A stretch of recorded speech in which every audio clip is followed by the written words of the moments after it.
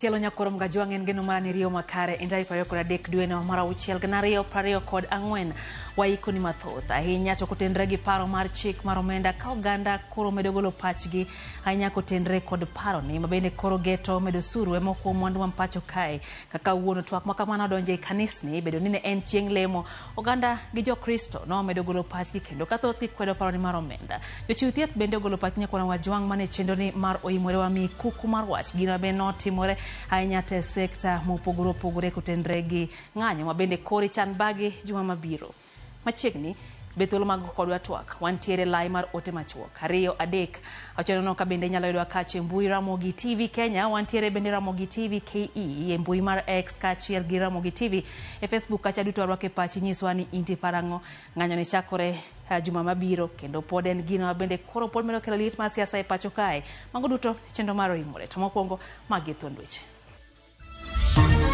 They have stepped forward peaceful, and I want to tell them we are going to engage them.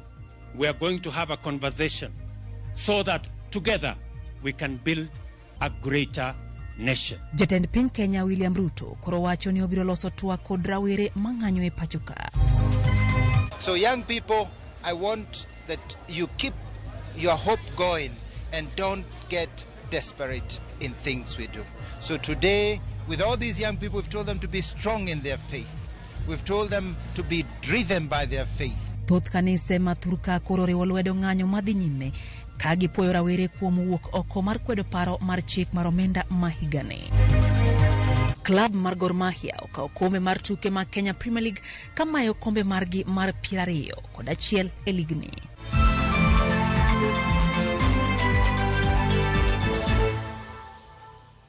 Jaloko marwa en Wilson Ochuka machiegni nyakoram gajuang nyinga Lydia Okeyo. Jatend piny Kenya William Ruto yango ni oikore mar twak kod rawere mathurka mar winjo ng'ur margi e weche motenore kod kaka itawo piny Kenya e kinde mar rawere osebedo ka kweda yanga paro mar chik mar omenda magana 224. Jafwambo marwa George Bati chako na chendo mar oimore gi report ni e yo machal kod mae. E buari ta jatend piny William Ruto ne odonje kanisa mar Anglican Manyaururu e nyasi mar sidha yanga jadolo Samson Mburu kaka jadolo mar Anglican bade Manyaururu. I will respect, uphold, protect. E kinde nyasi no wach mar ng'ur mosebedo wi paro mar chik mar omenda ne omako mach ka jadolo maduong' mar Anglican Jackson Ole Sapit okwayo mondo lalruok obed e kind rowere kod sirikal lalruok ma jatend piny William Ruto okone dhi timo. The Gen Zs have no tribe, no religion, no class, but they are our children. They are not enemies of the nation. So to Your Excellency and the leadership of this country, this is a discerning moment. Not so much talking, but I think listening to one another and reaching out to one another. I am very proud of our young people. They have stepped forward tribeless. They have stepped forward peaceful. And I want to tell them we are going to engage them. We are going to have a conversation so that together we can build a greater nation. What I want to assure them is that we are concerned about their issues. Kosingo ni gik moko dhi bedo kare ne rowere mathurka.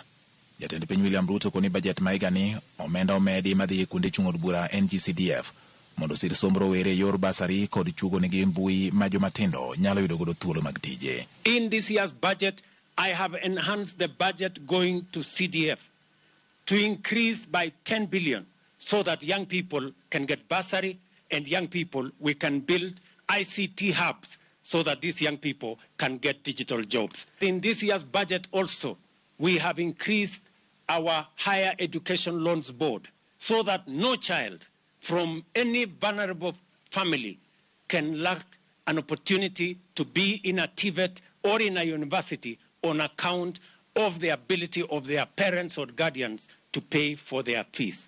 Jatend piny bende osingo tego demokrasia mathurka kokalo e chiwo thuolo ne bede migepe kod jokero ne ratich oganda mondo tima onge ng'ata ng'ata mamino badgi. We are a democratic country. We build our institutions, whether it is the executive, the legislature, the judiciary, civil society. We will support all institutions to make decisions for Kenya so that together we can be a great nation. Jalup jatend piny Rigathi Gachagua ma bende ne oyuoro nyasino diro kuoye wang' kanisa kuom yiene moko kuom jotelo diro weche manyiso chaya ne jotelo wetegi ka okwayo kanisa mondo kik yie timbe makamago. We have seen a lot of toxic talk in churches, a lot of insults, a lot of people talking at each other, and we don't want that anymore. Kakoro jatend piny okoni oikore mar lalore kod rowere mar winjo dwachgi e kinde mathoth jomatindo osewuok oko kakwedo paro mar chik mar omenda ma 2024. Wenge koro rito neno ka jatend piny biro timo mapiyo mondo kwe liet moseneno e gwenge ma Thurka e wi paro mar chik mar omenda ma 2024. George Bati, Ramogi TV. Oganda e kuonde lamo ma pacho ka onyiso chung' margi e wi paro mar chik mar omenda ma 2024 ma koro geto medo sure pacho ka gisingo medo bago ng'anyo e pacho ka e jumani. Mokuom kanisni bende ojiwo rawere mondo mi odhi mbele gi keto ratiro margi ma demokrasia e tim. E kinde yiero mokadho, kanise ma pacho ka nobede ong'ala manyime mar siro jakristo wadgi manori kod dwaro kom tend piny Kenya. Kanise no thoro bago rombe mathoth gi jatelono ka ginyiso sir margi kaluwore gi singo mane imiyogi. Kata kamano, kawuono tanga ne oloke thoth kanisni ma Thurka ka altar onogono mane jatend piny lombo e Uganda e kinde campaigns ne olokore kar kwedo telo mare kod paro mar chik mar omenda ma 2024. E lamo mane mar sidho bishop manyene kanisa manyahururu CK Bishop Samson Mburu kaka bishop Maradik mano yore gi jatend piny Kenya William Ruto, rawere no nyiso ich wang' margi kendo bago ng'anyo oko mar kanisa no mano otamgi e donjo ka gikwedo paro mar chik mar omenda ma 2024. E kanisa mar All Saints Cathedral e boma ma Nairobi, oganda mano yore lamo no ka thuolo mar chiwo luor ne rawere ariyo Rex Masai kod Evans Kiratu mano wito ngimagi bang' obila rakore kodgi ng'anyo mano bagi chieng' tich ang'wen juma mokalo. E kanisa mar Jokopere ma Holy Family Basilica e boma ma Nairobi, rawera moro mano umure gi bandera mar piny Kenya onyiso chir mare e wi kwedo paro mar chik mar omenda ka gisingo medo ng'anye pacho ka kendo osundo piny owacho mondo kiket paro no obed chike Thurka. Reject the finance bill. Reject the finance bill. Jodolo makopere kanisa no bende no kwa Uganda jo Kenya mondo chung' motegno. Rawere ma kanisa no to singo medo ng'anyo mar kwedo paro mar chik no ka kanisa no to singo chiwo thieth ne rawere mabiro yudo hinyruok e ng'anyo mabiro dhi mbele jumane. This bill seeks not only to overtax Kenyans but also promote oppression, which generally leads to a very poor quality of life for most people who are endowed, who are not as endowed as the people who are in power. As a millennial, I'm against the Finance Bill 2024. And I also ask the church. The church has been quiet. That is the reason why I'm here. I'm not a Catholic, I repeat. The church has been quiet.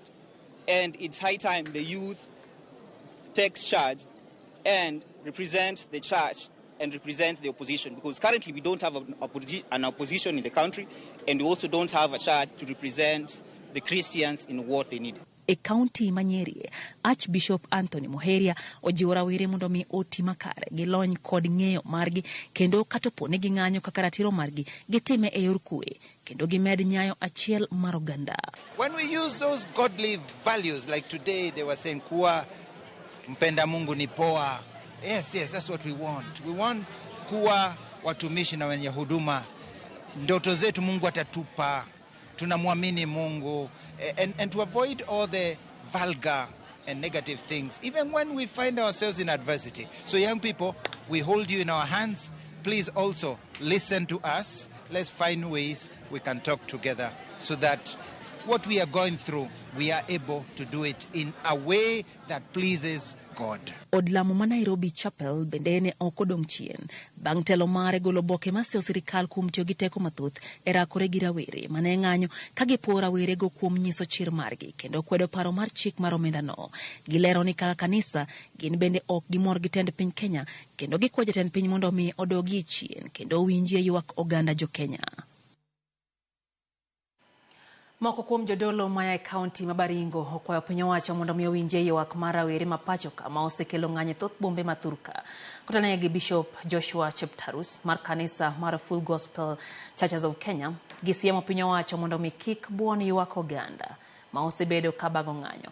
Ne giwuo Marigat Full Gospel Church kama ne gipogo e chiemo ne jogo ma midhiero mar oula kod monj mag maundu noyudo e gwenge ma Baringo North, Baringo South kod Tiaty. Gikwayo jatend piny Kenya William Ruto mondo omi orangie weche mag uchumi ma pacho ka.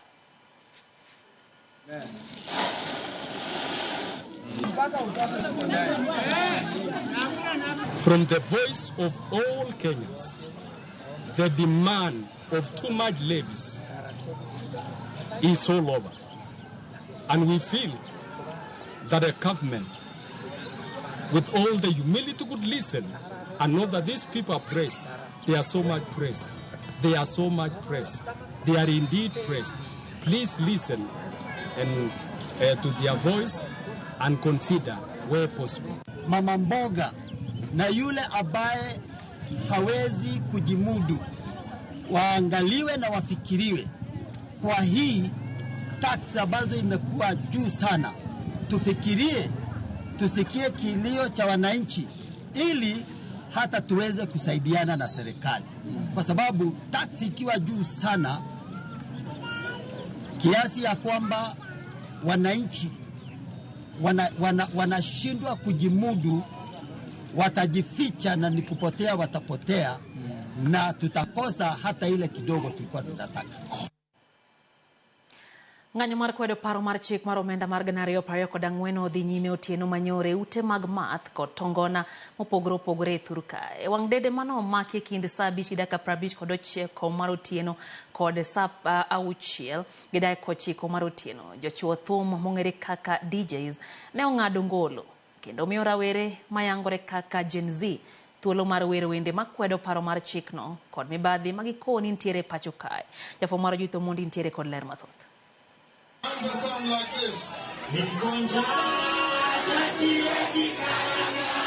Chingeso saa 5:59 mar otieno e pacho kama ngima.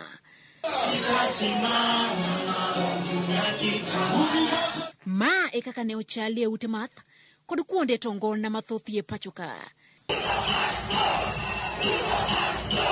Joma tayo ngolo chuno mondo mi oneg thum kendo chiw thuolo ne rowere ma oting'o duondgi e wero wende makwedo mibadhi.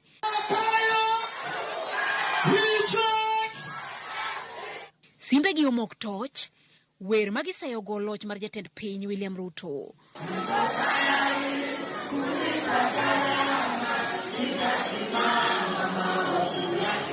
Kuom dakika 10,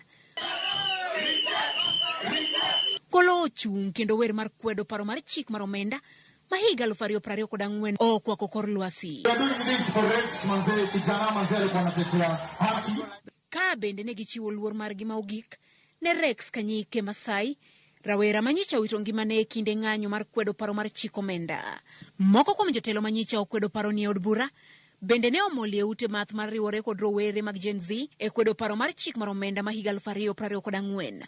Rowere ma kwedo paro mar chikni pod omedo mako chung mar dhi nyime kod ng'anyo e gwenge mopogore opogore e pacho ka jood bura biro medo twak kendo chiwo paro e wi lokruoge ma owinjo timne parono mar chik omenda. Judith Omondi, Ramogi TV.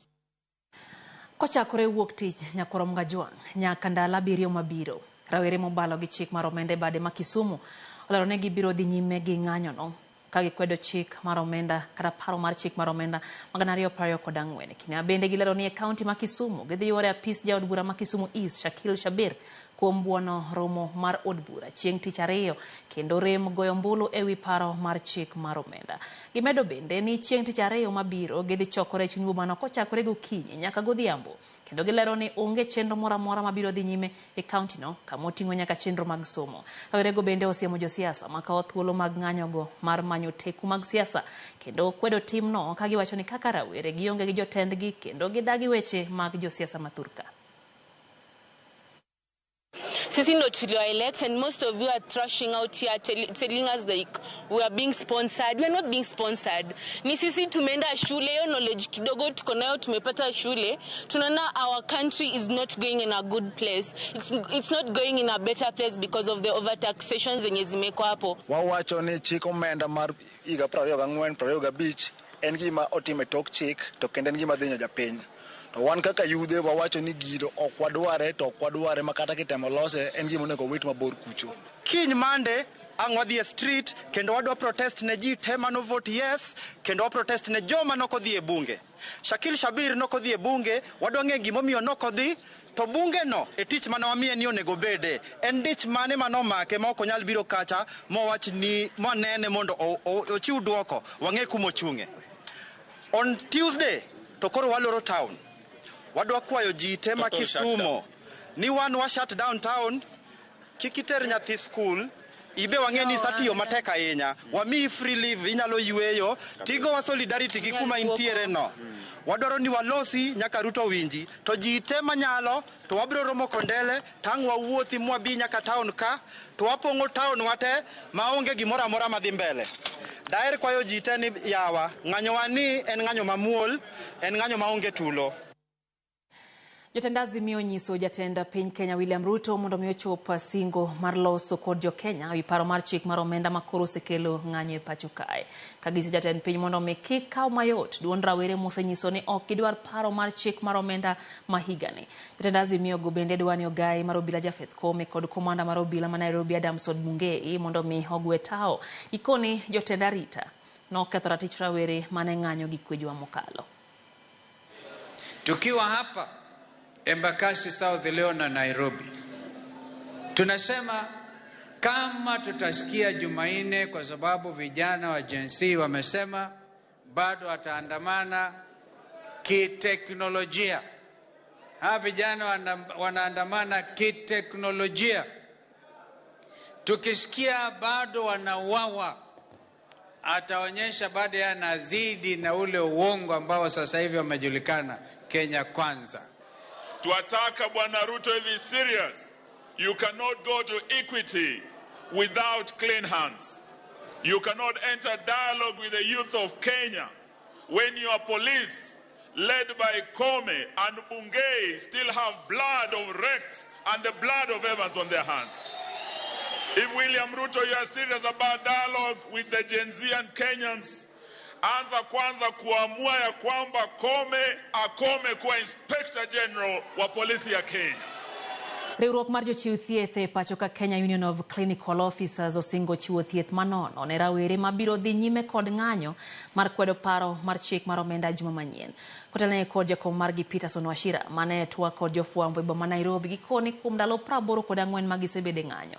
Onge jatelo mora mora mar piny owacho moriwore kodgi kendo mano ikore tieko midhiero margi kaka lakteche.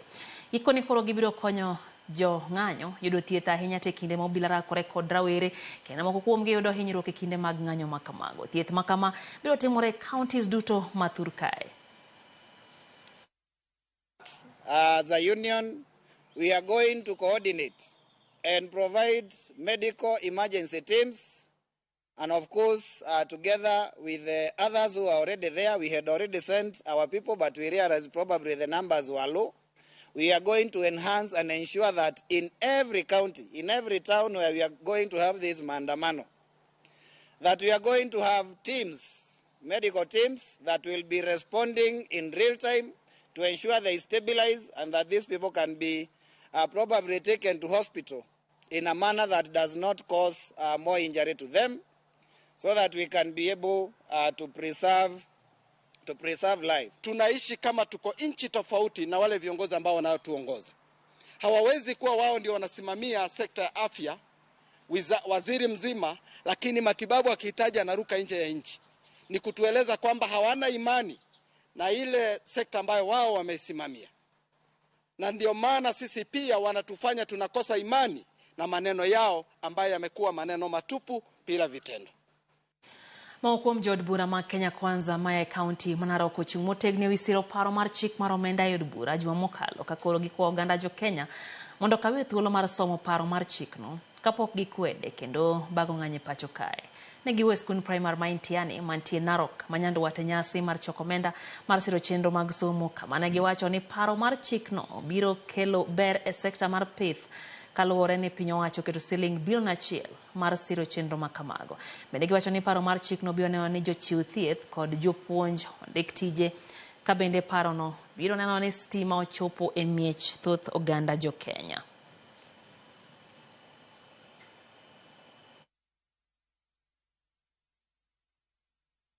Hata hizo messages zilikuja kwangu, lakini mimi nikasema kwamba hao watu wanahitaji barabara, hao watu wanahitaji stima. The cabinet secretary Ndungu aliandika barua bungeni na akasema tukate budget cuts, hata akakata mpaka pesa yetu ya kina mama ya ngafu. Lakini sisi tukasema hivi, tusipopitisha hii finance bill, hiyo mkato itafanywa. Na tukasema kwamba mimi nikasimama kidate nikasema nitapiga yes. Lakini bado tutangojea tuone ni siasa aina gani, kwa sababu kwetu sisi tukiwa watu wa mimi sikuona chochote. Haikuwa na effect kwa upande yetu. Kwa hivyo mimi ningeomba tu kusema tukae kwa amani. Gavana Matharaga Nithi Muthomi Njuki osia mojalo chatend piny Kenya Rigathi Gachagua mondo mi owenywando genni mawuok masawa mar piny Kenya iporo kini kod jatend piny Kenya William Ruto. Kaluwore kod Njuki, amen ma Gachagua omako kod jatend piny Kenya William Ruto nyalo biro thiro dongruok ma kaunti 11 mayudre e alwora mar God Kenya. Siasa ma jalup jatend piny Rigathi Gachagua koni oriwogo masawa mar Kenya osebedo kayudo seyo kuom moko kuom jotelo ma masawa ka jatend piny Kenya William Ruto bende osebedo kakojo siasa mondo were kod siasa manyalo pogo ganda jo Kenya. Wakati umechaguliwa kuwa kiongozi wa taifa, wewe kazi yako ni kuunganisha Wakenya wote wa jamii zote. Therefore, those who are asking our president to retreat to his locality and to unite his people, we want to tell them loudly and clearly that the president and the presidency is a symbol of national unity. And we must unite all the people of Kenya from all communities, all regions. And I want to ask President William Ruto not to allow himself, not to allow any of our leaders to be taken down the path of ethnicity, tribal-based politics or ethnic cult-based politics. Mlitupigia kura tukiwa president na deputy president, mkisia kuna vurugu hapo, kaeni mbali, msikuje karibu. Wananchi waendelee kufanya kazi yao. Hata Muthomi Njuki akuja kumuita kumwambia sisi kama community fulani tunaandamwa, kataeni. Kwa nini? Kwa sababu hamkutafuta serikali ili mrudi tena kwa siasa, ama hamkutafuta serikali ili turudi tena kupigania serikali nyingine. Serikali ni hii, ile tunangoja na ile maendeleo tuliambiwa, ile ahadi tulipewa ndio tunataka. Dakan pario koda chilnya kurum gajuang bangsa dek marotieno chenro en oyimorero kamano kuomedo kete mana Karamogi TV en thuolna bende koro wakao yuo mokwongo kata kamano arwako pachika cha winje ni into iparo nade anyako tenro gi wechegi manyien moai kuno dhiao makauono nano ka Jane Ochieng ka entiere wa Hambla Homabay County gin kanyo gi Oliver Tambo ka chiel gi Pastor Elizabeth mar Bongu Glow Church giwacho ni gimor kodwa chenro mar oyimore kendo giwacho ni kanisa gilamone yude mapacho kae giwacho ni gichung bang Gen Z gi lamo motegno karobe ne gin tie kod kuyo gi wito nyaje mabende ne en jahera bende mar Ramogi TV wagoyo mos kendo wakwa ocho mar Nyasaye ma iluongo na je omangi ma Nyasaye oketunye kama kwe. Regan Panyako wacho ni entie Migori County Kanyamkago wacho ni weche mag chik mar omenda gi dhi hinyo ganda jo Kenya maka luga japenga chiel Mabom Center bende wacho kanyo ni entie kod nyaka giko neno bende ote mo or kanyo gi Jaro Soja Jaro wacho kanyo ni entiere Gor Mahia State House kawacho nwana kaka Jokogalo wamora ahinya kuom okombe mar Gor makawuono wakao kawuono wanyisie jatelo wacho ni Raymond Omolo mondo mi ochopie kony ma kamago South Game. Ogwero kamano kuom sir ma ochiwo ne Uganda, mano luongo ni Green Army Chief Jaro Soja. Neno bende ote kanyo moora gi Jakom Gideon Nyakwador kaka nitie Kisumu, wacho ni jo Kenya oseol kod weche mag miriambo. Mane momiyo joma tindo sani koro igi owang' kendo giwuok oko mar pingo weche gi motenre kod chik mar omenda. Neno kanyo ka wan gi Profesa Ong'ondo. Profesa Ong'ondo en jalony weche mag somo kanyo mar KICD. Owacho ni entiere kodwa kaeto owacho ni yawuoyi matindogo kik waluong ni rawere. Onyisa ni wanyalo dendo gi ni ojende. Erokamano nya Profesa ma gin jolony wechego mag dhok miwacho aching'. Erokamano ahinya. Anano bende ote kanyo moora gi min pilot kantiere Ndhiwa. Wacho no mora ahinya gi weche manyien. Kata kamano gik matimore pacho ka wacho ni ama mako dhok gi seche moganda koro ntiere kod chochni anyate pau siasa gin wechego mabende giwacho ni oganda lamie mana Nyasaye. Anano bende ote kanyo mar Owino Kamino Molo mar Ngodhi. Wacho ni osecheck-in aka pile giketo mawangie mago matimore pacho kayo. Otis Nyawade KE wacho ni entie Sindo Mwalo waol gi singo mag jo UDA. Wacho ni en jaod bura mare onge gima osetimo minyal kwan sane. Wacho ni higni 2 osekalo to onge gima ginyakete wangi magineni osetimne kaka ojende kata kaka jogo manogo kura mano pacho Otis. Jalamo Japolo bende wacho ni en kodwa gi kanisa gi mar Africa Rome Salaba Church Ligala gi mora hinya gi chenro mar Imore. Mako Jong David Omondi wacho nyaka Nyabondo wacho gichope makare joluo nogongero ne piny Agonda. Sane jok mane ogone jatend piny kura ema ywak molo jo Azimio. Wacho ni stima tinde juyo kendgi giwek wuondo wa ni finance bill dhi ywa stima emiechwa. Mano Mako Jwang David Omondi. Ayany Ben Bella wacho ni Nyandemra entiere kodwa yo makare kaeto wacho kanyo oneno ka ng'anyo mag Gen Z nyalo rocho gik mathoth ahinya e thur kae. Awiti Jarodi wacho no se check-in oneno wa yo makare gin kanyo gi Tony Ombogo gintie Rodi Kopany. Ojuok Jako Kuro ntie Awendo sub county Migori County wacho ni Gideon chaya. Erokamano tere ote moro kanyo ne jod bura moko kanyo. Erokamano ahinya kuom oro ote magi wayo matin ma en oimore waduogo kik idhi mabor med miyo wapachi.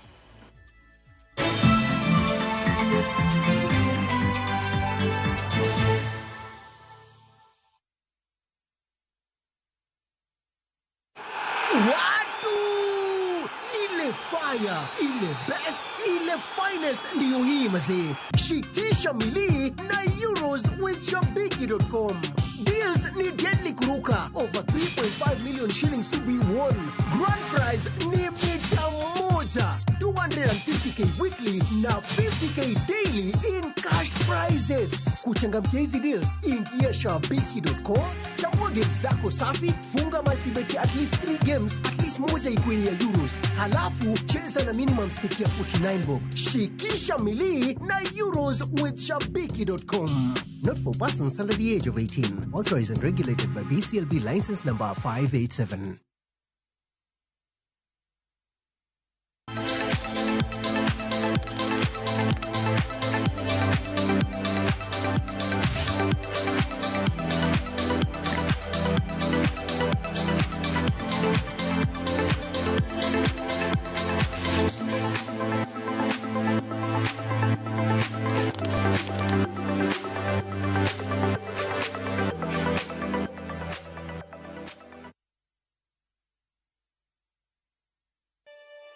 Kote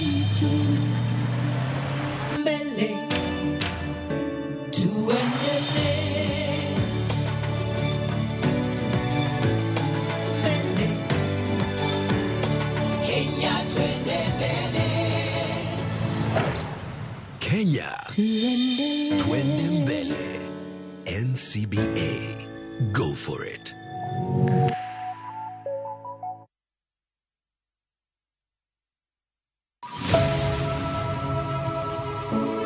Wuoth mar manyo chang.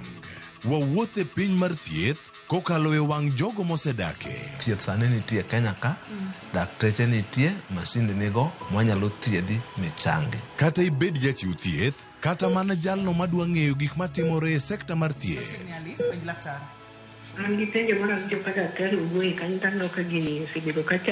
Wakolo pach jolony ka wayudo sigana tok kode marochere. Waweuru keto reputation mbele ne ngima mar ng'ato. Ng'eyo matut e weche mag thieth chako gi goyo mbaka. Advice jowani ne uru penj laktar mondo ing'e kuma inyalo konyorie kapok iyumba yumba. Penj laktar. Wuok tich nyaka tich abich, saa 12 odhiambo. Mana e Ramogi TV.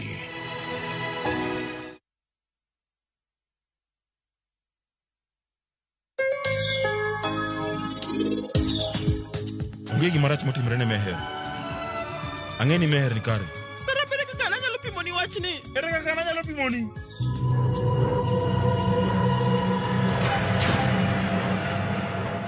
It's time to strike back. Rated Spray strikes in seconds for instant kill. Kills all doodles dead. From SC Johnson, a family company.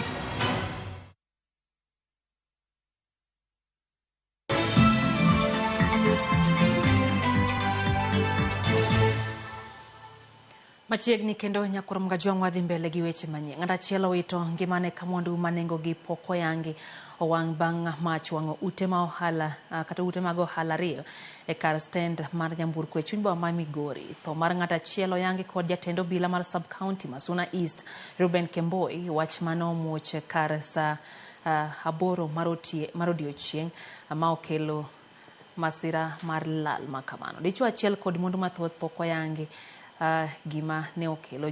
Joel Kimelu mane ntiere kod lal oloso kowacho ni giyudo lal mathoth ahinya kotenre kod mach makamano.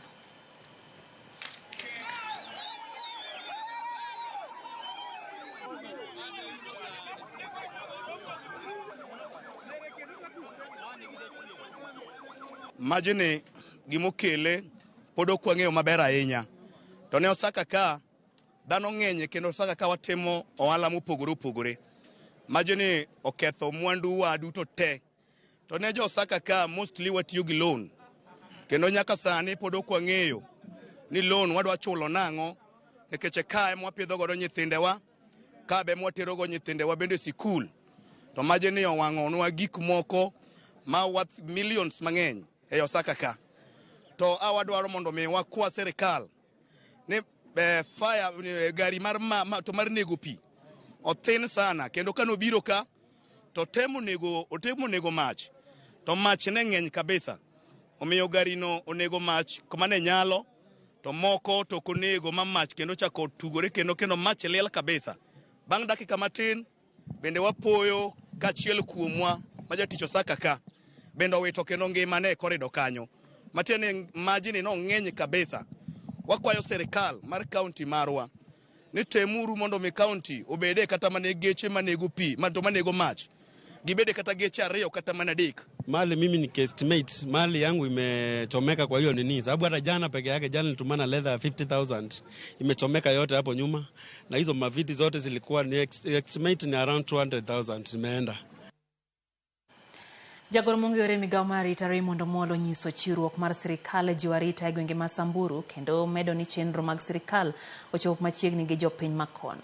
Koleso gwenge ma Samburu North, Raymond Omolo kone gwenge mane oseyangi kaka location idhi mi ruodhi machiegni.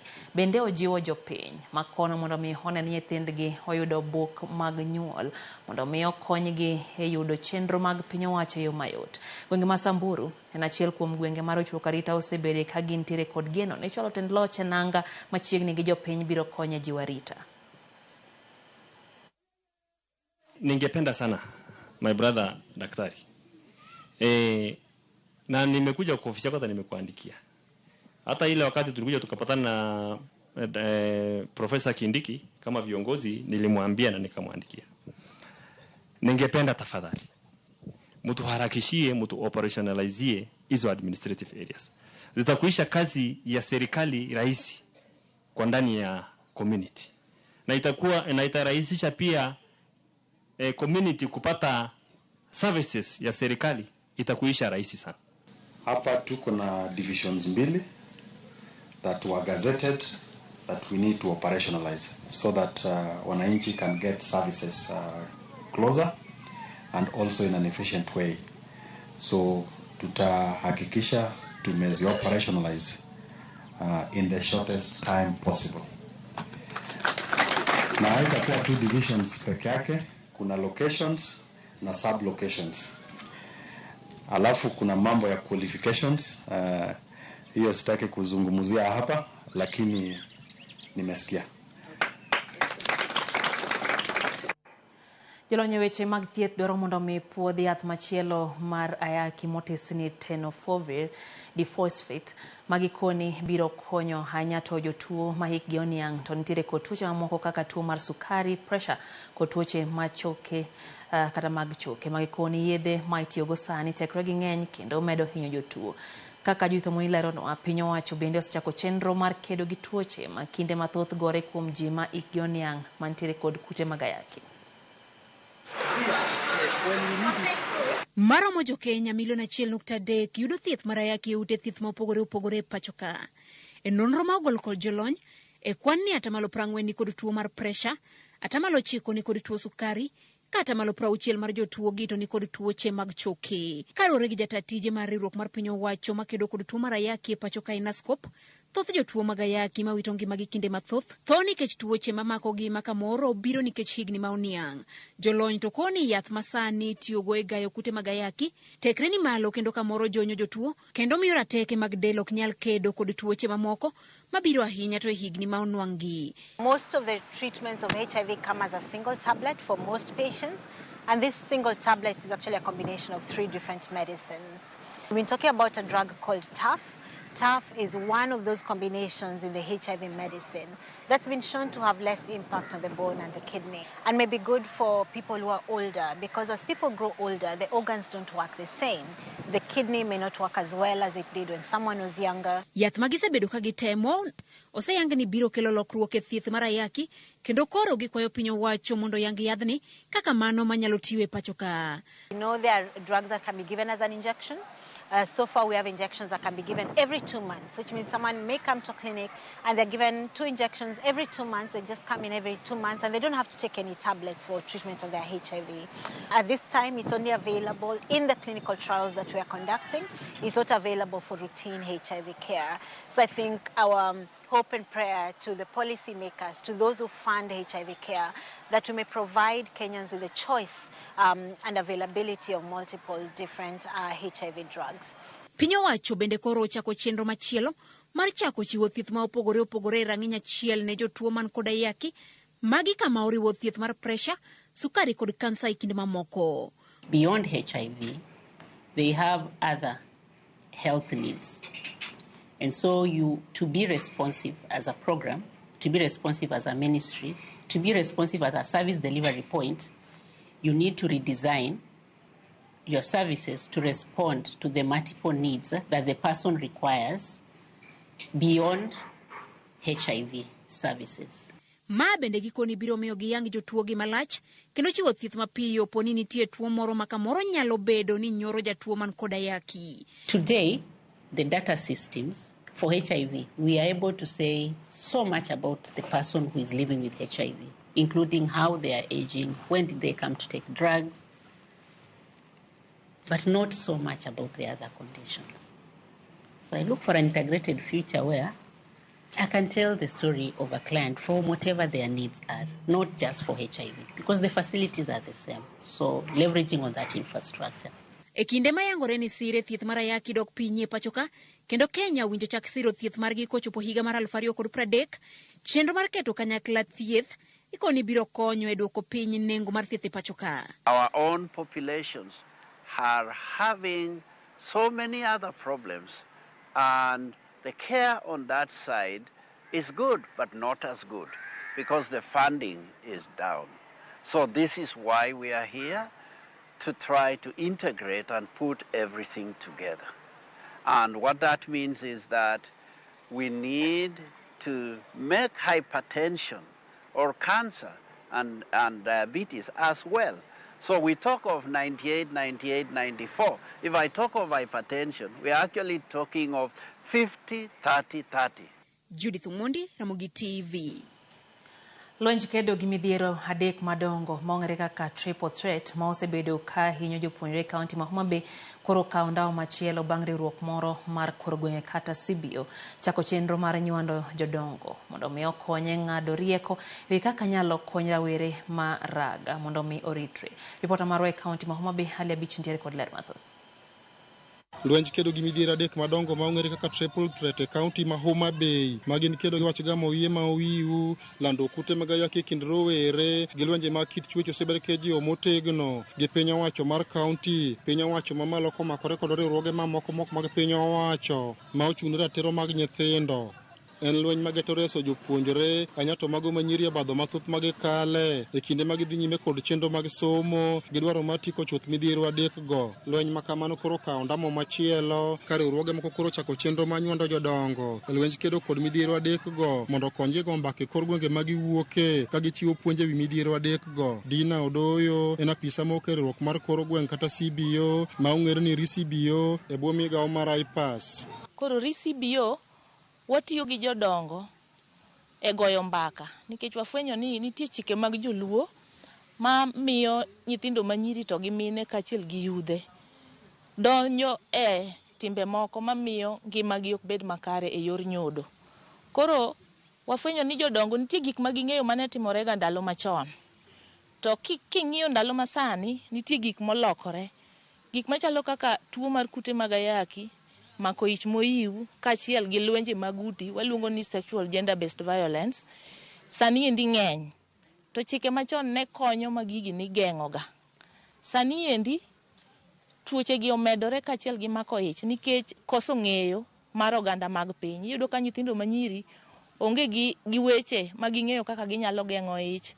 Koro wamanyo yo gi jodongo gi mondo wariwre wang'i kaka wanyalo daro paro machon mamiyo ije moiu gi yudore kaachiel gi kute mag ayaki. Riwruok makamano ne ochako chenro mar gombaka kod jodongo mawuok e kachud bura ma Homa Bay Town e bwo mabul margi mar Nyadara Lek mar winjo ka owuok kuomgi okenge monego bed ni iketo kedo kod midhiero go. Wabiro mondo wapuonjre nikech chandruok nitie sani makoro nitie sani, wach mar nyithindo mamako iye moiu, wach mar dhaw me kit chuech mopogore, ng'ama mama gi ng'ama baba, dhawa to kod weche mag koso ritruok mamiyo tuoche ma ok ni kare makowa. Achiel kuomgi en kaka okimi. Wabiro ka mondo wapuonjre kaka wadhi timo, mondo waluong jowetewa mondo wago kodgi mbaka mondo gin bende gibed ka gipuonjo nyithindo kuma wantie, nikech joma chon nitie kaka nodak, to sani be ko nitie dak manyien. To kata kamano, ka wariwo dak machon gi dak manyien, to wayudo kaka onego wadagi e yo maber. Jodongo ne kone dwaro nitie mondo kit puonj mane miyo nyithindo e kinde machon kaka ginyalo ritore med dhi nyime, kaka yor reso jopuonjre, ka giwacho ni gin koting' maduong' madok e kor gwenge magiwuoke mar go mbaka e midhiero adek go eko. Ni mondo wakedi kendo mondo wapuonj nyithindwa kata wapuonj jowetewa duto te mantie, mondo koro gikedi gi tuo miluongo ni okimwi, gikedi gi tuoche mamoko, to gi iye moiu mondo kik bedi. En mana puonjo nyithindo gi jomadongo mondo ji oritre e piny masani. Piny masani rach, to moloyo nyithindewa madhi e skul, mondo joma nyalo bedo ni koro tiyo kodgi e yo moro maricho kata tiyo kodgi e yo marach obed ni onge. Akwayo nyithindo duto tete ma pod dhi e sikul ni ka giyie giritre mondo giweye mondo gitiek sikul, nikech nyithindo machuo samoro wuondogi ka ketogi machiegni miyogi ich, to gin to gidhi mbele gi sombgi. Koro odiochieng' ma kawuono luongwa kaendi ni mondo mi wakony jopuonje to gi jonyuol lando. Ali Abich, Ramogi TV, Homa Bay. E odiochieng' yango chieng' mond liet e piny mangima, chiliel moro mawuok e gweng' marae Kanyaika e Kolwae kar chung od bura ma Kisumu East no obwonjo bang' ka ogerne ot chenro maitao kod riwruok mar Dr. Raymond Omolo Foundation. Eunice Ogalo ma jahigni 61 ma en achiel kuom mon liete ma kwan gi koro sani ingo 30 e alwora ma Nyanza mosesir kod gedo mag udi manyien. Chenro no wacho ni sani koro en kod geno ni kar ndalo ne piny kae biro medore. Chenro no geto mon liete ma ochando mathoth gi bende anyuola osejwang'o.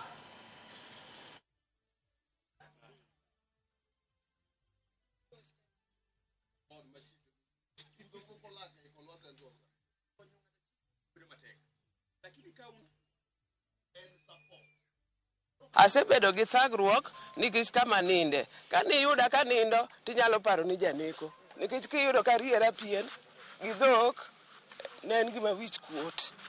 To maduong' agone Raymond Omolo erokamano gi joge. Gitimo na ber.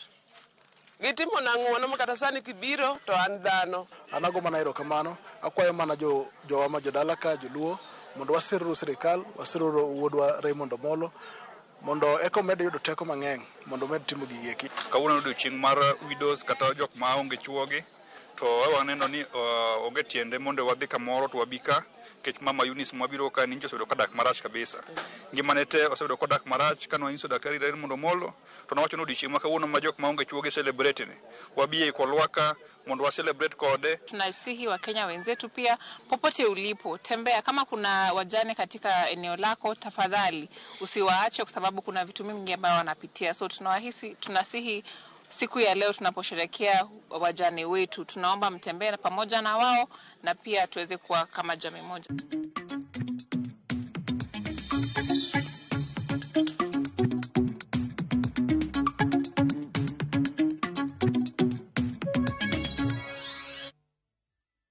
Mago ohala jatend migao mar ohala kod dongruok kembe Rebecca Miano okwedo paro moro ni kembe madongo kod mapinje maoko kende ema nyalo timo ohala e piny Kenya. Kolose kaunti ma Laikipia ewi chenro matao dongruok ma ong'ere kaka Fourth Medium Term, Miano nowacho ni chenro ma kamano biro konyo duoko chien nok mar piethur kae, chiemo kod njore e kaunti no. Miano nosir kod jagoro mongiyore migao mar Rita Patrick Muriru kowacho ni chenro no madongruok biro konyo jodak ma Laikipia loso mwandu mawuok kuom jamni kaluwore gi kwan maduong' mar jamni e kaunti no.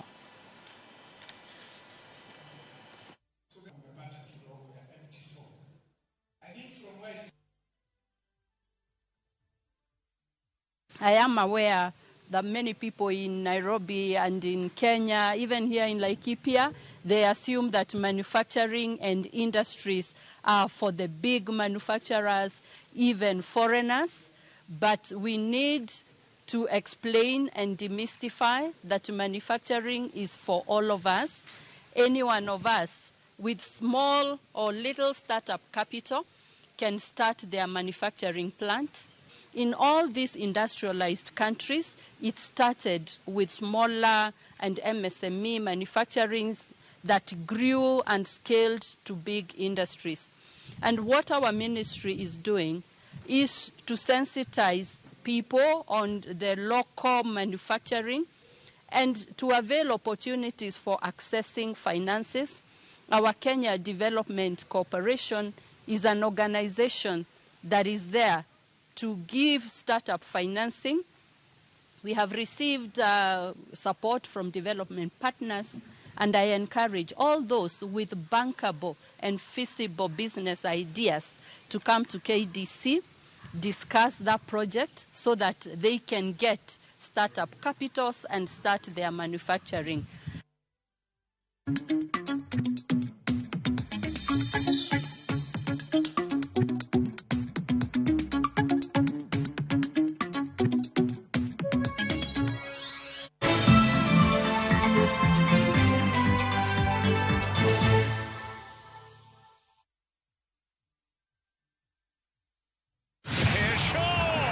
Miaka minne ya kujiandaa, miaka minne ya kujua ni nani mbabe wa kandanda bara Europa. Wakati umewadia na mwaka huu hapa ndipo. Mechi zote 51 zitatangazwa moja kwa moja kupitia vituo 13 vya redio. Ni nani atatuzwa taji la babe wa kandanda bara Europa? Ungana na watangazaji gwiji kutoka vituo vyote vya Royal Media Services tunapobainisha mbivu na mbichi kwenye kinyang'anyiro cha katika kombe la bara Europa Euro 2024 live moja kwa moja kutoka Ujerumani. Shikisha Mili na Euros with Shabiki.com. Not for persons under the age of 18. Authorized and regulated by BCLB license number 587. In the battle against pests, it's time to strike back. Raid Spray strikes in seconds for instant kill. Kills all doodles dead. From SC Johnson, a family company.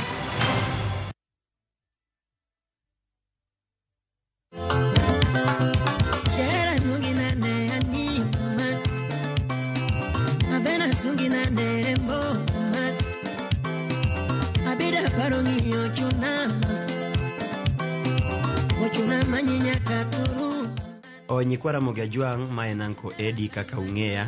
Mondo yud thuma mar nyathi nyakach kaka skiza tune mari, idiyo star 860 star 416 hash. Ramogi TV e od jothumbe duto.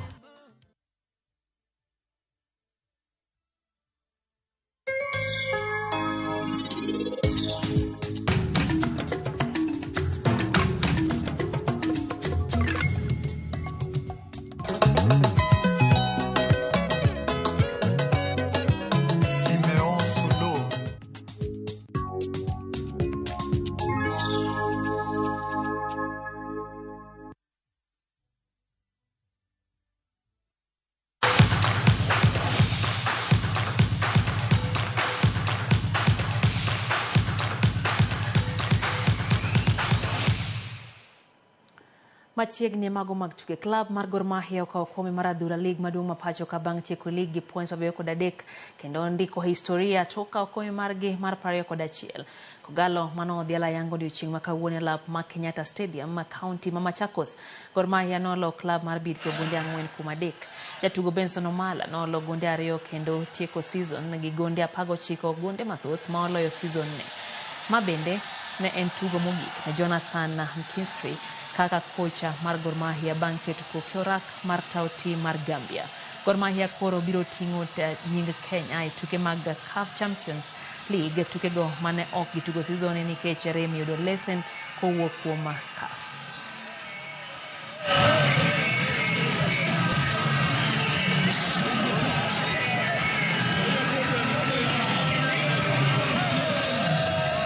You see today, I want the supporters, not just of Kogalo, but of all teams to come out in their thousands to support the teams, you know, because Kenyan football is coming back. There's no doubt it's been on a low point for a few years, but we can get Kenyan football back to the really high standards, you know, full stadiums, high quality football, high quality pitches. So that's what I want to see over the next 3 to 5 years. All these new stadiums that are being built, I want to see them full with fans like today. And, you know, I'm going to be looking on now as a fan, not just of Kogalo, but of the Kenyan League in general. Club mar Muhoroni Youth odok e league ma piny mar National Super League kata odok ne giwuok amodhi gol 1-1 gi club mar Posta Rangers e tukgi mogik manomba gi alap ma Muhoroni. Muhoroni ne dwaro points 3 duto gi geno ne club mar Nzoia ne dhi lo club mar Sofapaka e tukgi mogik. E alap ma Dandora Stadium, Sofapaka nolo club mar Nzoia gonde 3-1 ka loch margi miyo gi thuolo mar tuka playoff e kindgi gi club ma biro tieko thuolo mar 3 e league mar NSL. Duoko e pewe ariyogo, duoko Muhoroni e lum bang' bedo e league maduong' kuom season 2. Club mar Shabana ne chunygi goyo kibikibi mar tony dok e lum, kata kamano ne gilo club mar Murang'a Seal gol 1-0 e alap ma Sebastia Park.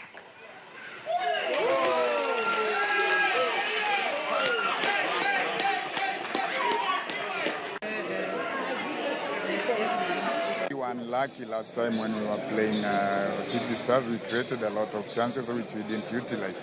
But today I'm happy that in the first half it was not a good game. But coming back in the second half, I think we played well. We played well and managed to score 2 goals, which made us win 3-1. So for us, we just want to focus again. Next week we'll know our opponents in the playoffs, so that we start preparing for them. Tim Kenya Manyiri mahikgi ni piny mar 17 Junior Starlets biro rakore gi tim mar Ingresa, Korea, DPR gi Mexico e tuke mag pinje duto higa mar 2024 mibiro bagi e piny mar Dominican Republic bang' ketgi kanyakla e Group C.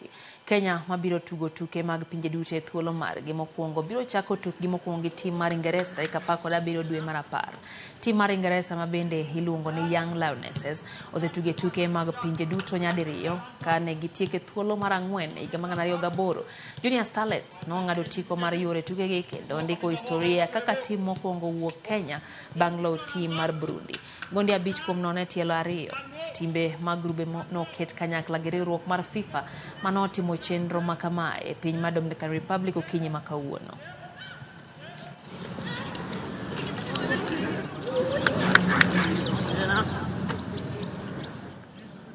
Wadhi e kaunti ma Homa Bay, tim mar Agorosare gi tim mar Tonga biro ting'o nying kaunti ma Homa Bay tuke mag adhula skunde sekondar gwenge ma Nyanza bang' kawo kombe tugono manobagi alap mar Raila Odinga Stadium Homa Bay.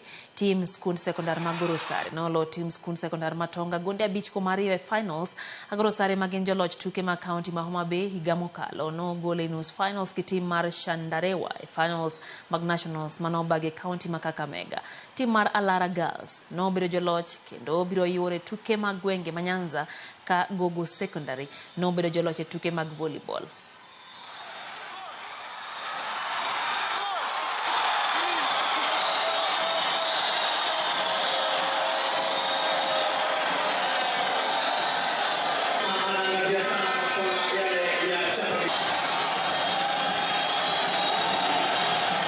We know the expectation is very high. We are also to that level and we know we can do it once more. Being a defending champion, it is not that easy. And I think even if you have become winners from here, we have seen the competition is very stiff and our opponents have also done so well. Joloch mokale tuke mag okapu lig maduong' mar yowuoyi Kenya Ports Authority odong' mana gi ondamo achiel e kawo kombe no bang' loyo tim mar Strathmore Blades points 64 kuom 60 e nus finals mokwongo e alap manyawo Gymnasium. Blades noloyo KPA points 16 kuom 12 e kwota mokwongo kapok KPA loyo kwota mar 2 points 20 kuom 16 manotero tuge yweyo ka points romre e kinde timbe ariyogo. KPA noduogo e tugo gi paro mopogore bang' loyo kwota mar 3 points 16 kuom 12. Timbe ariyogo duto nonyiso dwaro mar loch kata kamano ne giwuok amodhi mar points 16 kuom 16 e kwota mogik. E nus finals mar wakeni tim mar KPA norodho Strathmore Swords points 65 kuom 48 e tugono manobagi gi siso moloyo. Timbe ariyogo biro romo kendo chieng' Jumapil mabiro e tielo mar 2 e alap manyayo.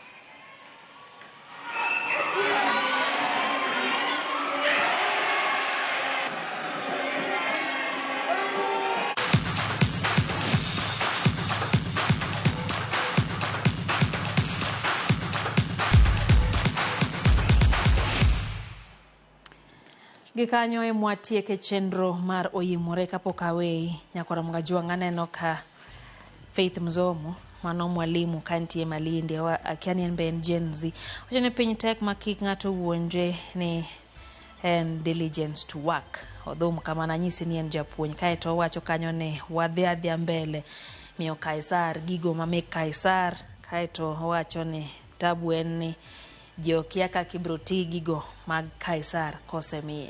Au Kidibo wacho ni entio yani Masai ng'anyo to ber polis be kik neg jopiny nikech kata gin chikno biro tiyogi ponono ni okalo koro polis bende odhi otiye gi pachgi kik ne oganda jo Kenya mano pach Au Kidibo kantie oyani Masai. Neno ote mar Monica Akumu kantiere Nyakach wacho kanyo ni entiere kodwa kendo neno weche geyo makare omora ahinya gi chenro mar oyimore kamano ndiko mar Arieya to wach mowacho kanyo ni en kaka Gen Z o support ng'anyo no kabisa kendo wacho nyaka sirikal winj dwach jopiny ok ne gisiko ni wabiro timo to ka chopo to onge gimoro amora mosetim ne oganda jo Kenya. Eno Pastor Liz wacho kanyo ni en Bongo Glow Church gin kaka mine mag lamo giwacho ni gichano lamo ne piny Kenya gi ne rawere ma pacho ka e lamo mage de timo Kindu Bay tarik 17 nyaka tarik 30 dwe higani mano dwe manyien giwacho ni gidhi keto lamo ne piny Kenya e yo mowinjore. Ano bende ote kanyo moor gi Lewis wacho ni entie kodwa mora ahinya gi chendo. Samuel Juma wacho ni en Awasi boda, openjore ni to Kenya ne ochomo kanye hawa koso bin pinye masani orumo, wamanye lamo motegno, walam Nyasaye. Florence Katel kantie Semedala wacho ni oyie ni ji oseol gi jatend piny nyaka jotend kanisni sani koro siro ng'anyo yawa. Mano wach mowach ganyo gi Florence. Neno kanyo Saweri Charles kantie Migori wacho ni entie kodwa gi kwe Migori kanyo tio mos ne joma masira mar mach oyudo. Wacho ni tich ariyo katopo ni mach oyudo gin kod lit kamano to gisewuok kendo gidhi moke e wach mar finance bill. Mekta Aoko wacho ni entie Mlolongo amor gi chenro. Collins Odewa kantie Kanyada Village Nyakahia wacho ni en bende entie kodwa e chenro. Regan Panyako wacho ni kumoro ni Nyakanyamkago Migori County weche gilerie. No bende ote kanyo mar Benta Charles osedonjo kendo wacho kanyo ni entie Karen wach ng'anyo no opuodhi nyage jo kanisa kaeto wacho ni polise makoro kik chwad ji chieng' Tuesday gi yena yo gando ng'anyo yo mayom kaka notime juma mokalo nikech mano en chik mabende ntiere pacho kae. Phoebe Olielo wacho ni entie kodwa e chenro moro ahinya. Wacho ni rais mondo mi one kaka konyo gi oganda onge gi tije nyaka rawere matindo. Mako Juang David Omondi to wacho kanyo ni en siasa ma Kenya osesande ma ok ogombo wuoye. Wacho ni ng'ama dwani alut ne ombulu 2027 biro mana ywaye gi tola. Mano Mako Juang David Omondi. Peter Oyier wacho ni Umalwe Village omora ahinya kendo sechopo kendo bedo kodwa nyake giko. Wacho no mora ahinya gi chenro ni. Bende aneno kanyo ote mano mochwalnwa gi Sultan KE. Wacho ni team Gen Z tukuredi.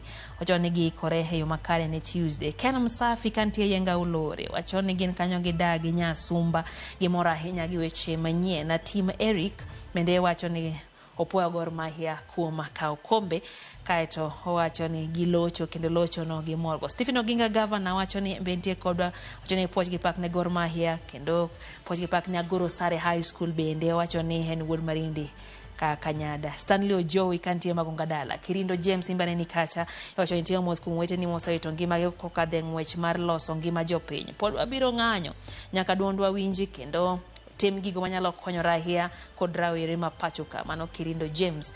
Arielo OCS Manyamasaria bende aneno kach. Nyakoro mga Juang Horoma ng'wene wang'e ne an kod Sachel mangima mar mi weche gi manyien.